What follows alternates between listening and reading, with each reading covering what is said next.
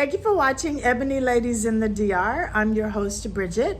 Bienvenidos a mi canal. Gracias por mirar. So I am back in Punta Cana. It is time for a little bit of Spanish, and it is late. So I said my lesson for today, the phrase is going to be más vale tarde que nunca. Más vale tarde que nunca. Better late than never, right? We learn a little bit of something every day. It has been a hectic day, but I said I am committed to practicing my pronunciation and sharing my little bit of Spanish with my subscribers who tune in. I thank y'all for being here. And our phrase again for today is más vale tarde que nunca.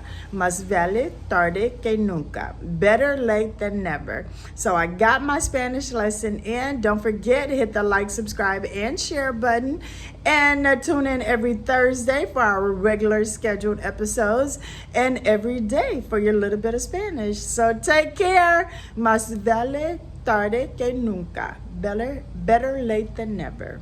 You got it. Practice. Practice makes perfect. Bye.